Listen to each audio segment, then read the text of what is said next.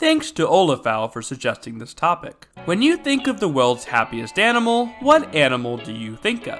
I bet you didn't think of the quokka, unless you read the title of this video. Anyways, let's talk about him.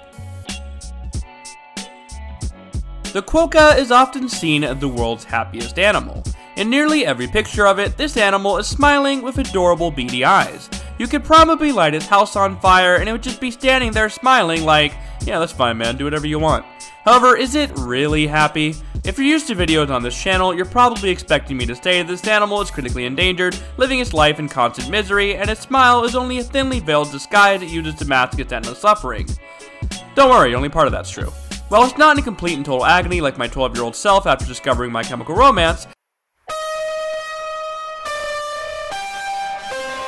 it's definitely not smiling just because it's happy. It's smiling to cool itself off. If you've ever seen a dog panting with their mouth open, almost looking like a smile, it's fairly similar, except quokkas don't usually have their mouths open. It's a trait they evolved due to living in areas that get a lot of sun. They have little to no fear of humans in their natural environment, which is why the quokka selfie trend has taken off, with hundreds of people online posting pictures of themselves next to one of these adorable little... Actually, what are they? Well, glad you asked me from a few seconds ago. Quokkas are marsupials in the genus Cetonix, of which they are the only member. Quokkas are also called short-tailed scrub wallabies because yes, they're in the greater wallaby/kangaroo family known as Macropodinae. Like most kangaroos and wallabies, quokkas are native to Australia.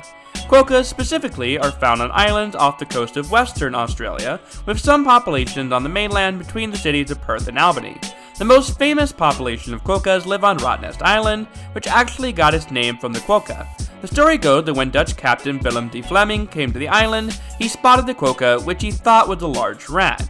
He dubbed the island Het Eland, Het Rottnest, and that later became just Rottnest, which roughly translates to Rat's Nest Island. To this day, the island is famous for the quokka, and many tourists flock there to see this adorable little creature.